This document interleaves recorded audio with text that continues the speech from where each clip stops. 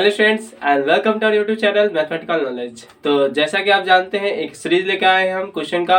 ऐसा सीरीज जो ऑब्जेक्टिव होगा, जो आपके एग्जाम के लिए काफ़ी महत्वपूर्ण होने वाला है। तो हो जाइए तैयार पेन कॉपी और पेंसिल लेकर के, जो आप क्वेश्चन को सॉल्व करिए मेरे साथ और आपको जो डाउट होगा उसको क्लियर करते जाइए। ठीक है, तो चलिए शुरू करते हैं आज का क्वेश्चन। पहला क्वेश्चन है, निम्नलिखित में से कौन सा भिन्न दशमलव प्रसार शांत है। ठीक है ना। तो आपको जो है चार ऑप्शन दिया गया है। पहला 11/700 है, दूसरा है 91/2100, फिर क्या है 343 मतलब 343/2 का क्यूब गुना 5 का क्यूब गुना 7 का क्यूब, और चौथा है इनमें से कोई नहीं। तो आपको दशमलव प्रसार बताना किसका शांत है या नहीं है। अब दशमलव प्रसार शांत करने का मतलब कि हम कोई भी जो संख्या लिखते हैं, मान के लिख दिए 5.3, तो दशमलव हो गया, ये पॉइंट हो गया। अब इसके बाद अगर हम क्या करते हैं, पॉइंट के बाद संख्या मेरा क्या होता है, रुक जाता है, मतलब आगे नहीं बढ़ता है, तो कहते हैं इसको दशमलव प्रसार शांत हो गया। क्या हो गया, दशमलव प्रसार शांत हो गया। अब हमको हर को भागा देके तो नहीं निकालेंगे। अब इसको हम बता सकते हैं, देखिए कुछ भी अगर लिखा रहा है इस तरह से, अगर मांग चिन्ह ऊपर कुछ नहीं है, मांग चिन्ह 1 है, नीचे में इस तरह से होना चाहिए 2 power m into 5 power n। कहने का मतलब कि आपका नीचे वाला जो बेस होना चाहिए 2 और 5 के फॉर्म में होना चाहिए। कैसा होना चाहिए, 2 और 5 के फॉर्म में होना चाहिए, इसके अलावा और कुछ नहीं होना चाहिए। 2 या 5 के फॉर्म में होगा तो हम कहेंगे इसका दशमलव प्रसार शांत होगा। 2 या 5 के अलावा कुछ और आ जाएगा तो हम कहेंगे कोई शांत नहीं होगा। ठीक है ना। अगर वो ऊपर नीचे कट जा रहा है उसके बाद 2 5 आपका बचना चाहिए, 2 या 5 बचना चाहिए। क्लियर है। अब ध्यान से देखते हैं, पहला ऑप्शन हम ट्राई करते हैं, क्या लिखा हुआ है 11/700। तो 11/700 कहने का मतलब, या ध्यान से देखिएगा, तो 11/700 लिखा हुआ है। इसको हम क्या लिख सकते हैं, 11 ऊपर छोड़ दीजिए, गुना में क्या है 7 इंटू क्या है 100, पहले तोड़ दिए। और क्या तोड़ सकते हैं, देखिए हम सिंपल में आपको बता रहे हैं, हम सीधे तोड़ सकते हैं इसको, लेकिन आपको हम थोड़ा सा इसको अच्छे से बता रहे हैं। ध्यान से देखिएगा, 11/7 गुना 100 को क्या लिख सकते हैं हम, तो 2 गुना 5, इस पे पावर क्या आ जाएगा 2, इस पे पावर क्या आ जाएगा 2, मतलब कि 5 का स्क्वायर 25, 2 का स्क्वायर कितना 4, तो 25 को 4 से गुना करें क्या आ जाएगा 100 आ जाएगा। तो अब यहाँ पर देखिए 2 मिल गया, 5 मिल गया, लेकिन इसके साथ साथ हमको क्या मिल रहा है, 7 मिल रहा है। चूंकि हम क्या चाहिए, 2 या 5 चाहिए। ठीक है, इसके अलावा और कुछ नहीं चाहिए, तो हम यहाँ पर 7 मिल गया, मतलब कि दशमलव प्रसार शांत नहीं होगा।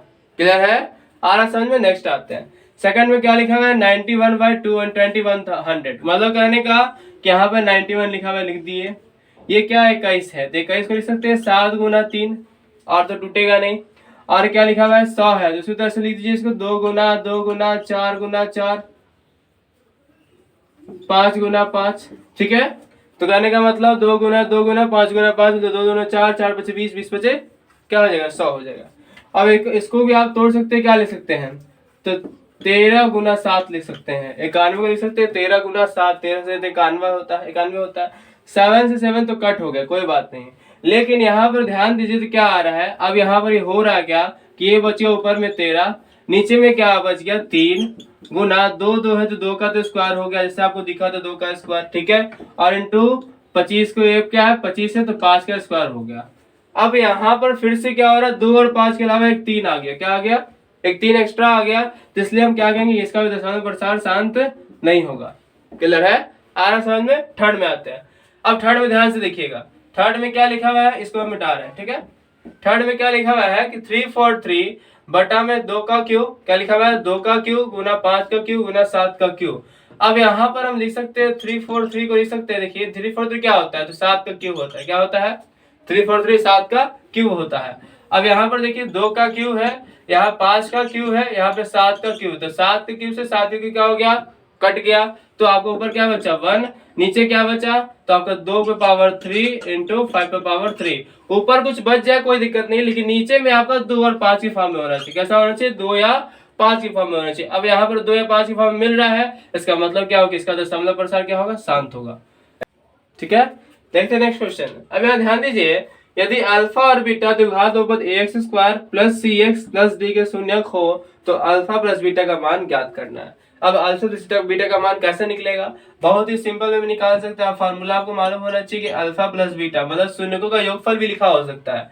ठीक है ना, तो अल्फा प्लस बीटा फॉर्मूला होता है -b/a। अब -b/a मतलब क्या हुआ, b का मतलब हुआ कि x का गुणांक माइनस x का गुणांक।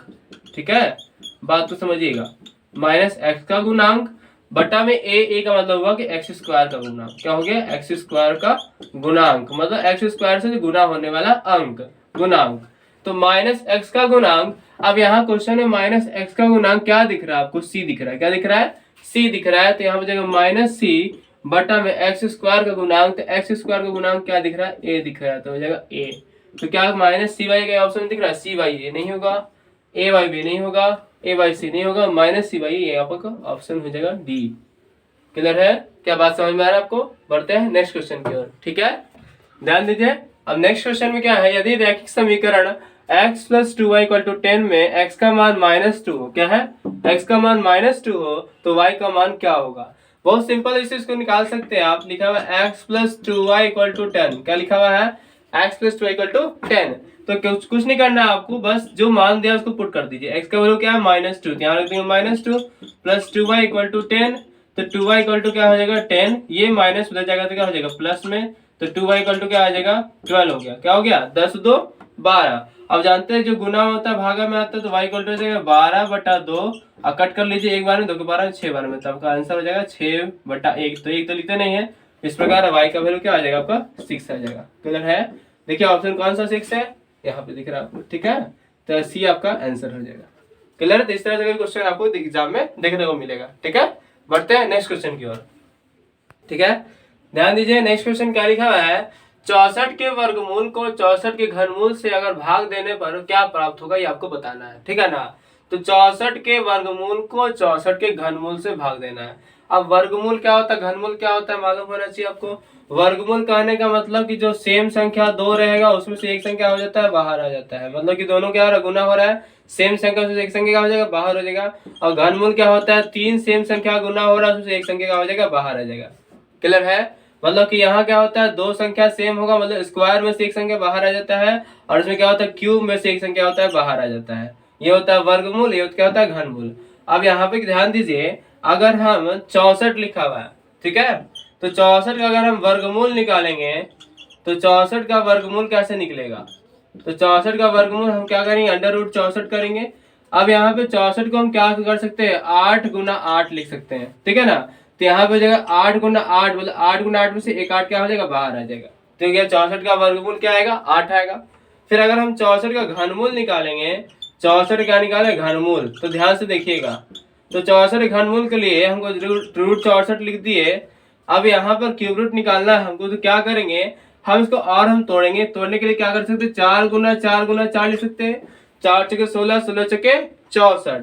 तो इस प्रकार आपका जो है यहाँ से क्या निकलेगा 4 निकल के आएगा।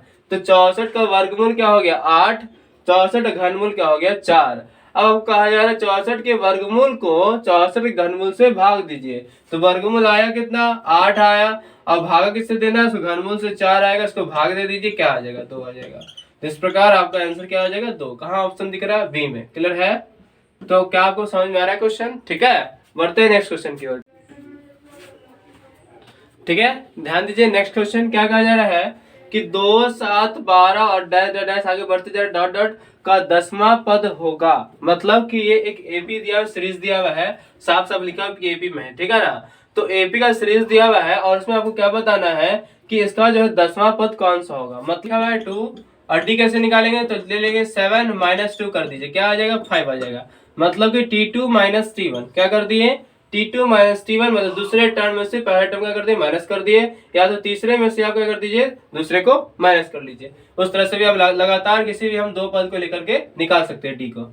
अब डी आ गया, आपको निकालना क्या है, तो T10 निकालना, क्या निकालना है 10वां पद निकालना है। इसका कहने का मतलब कि मेरा हम कहाँ तक जाएंगे, नंबर n बराबर कितना हो जाएगा 10 हो जाएगा, 10वां टर्म चाहिए ना, तो n कितना हो जाएगा 10। निकालना क्या है T10। पहले आपको ये मान चाहिए निकालना क्या क्या क्या दिया हुआ है, क्लियर है, हमको a दिया हुआ है, d दिया हुआ है, और T10 निकालना, और n भी मान चाहिए कितना 10वां पद निकालना, तो n कितना हो जाएगा 10। अब हम T10 निकाले 10वां पद, तो T10 बराबर क्या हो जाएगा, a + n - 1 × d, क्या होता है फॉर्मूला होता है a + n - 1 × d। अब सबका मान पुट कीजिए, a कितना है आपको 2 है, ठीक है, d n कितना है तो 10 है, 10 - 1, और इन डी कितना है तो 5 है, रख देंगे, तो जगह 2 + 10 में से एक जगह बचेगा 9 गुना ये क्या है 5 है, 9 गुना 5, तो बॉडमास पढ़े क्या करें पहले गुना, 9 × 5 = 45, तो 2 + 45 कितना हो जाएगा 47। तो आपको 47 कहाँ दिख रहा है? सी ऑप्शन, ठीक है। तो आपका सी क्या हो जाएगा? आंसर हो जाएगा। ठीक है, क्या आपको बात समझ में आ रहा है? तो ये सीरीज में क्या करेंगे, कुछ क्वेश्चन लेके चल रहे हैं, जो अगर आपको वीडियो समझ में आ रहा है तो इसे लाइक करें और ज्यादा से ज्यादा बच्चों तक शेयर करें ताकि ज्यादा बच्चा इसका लाभ उठा सके। ठीक।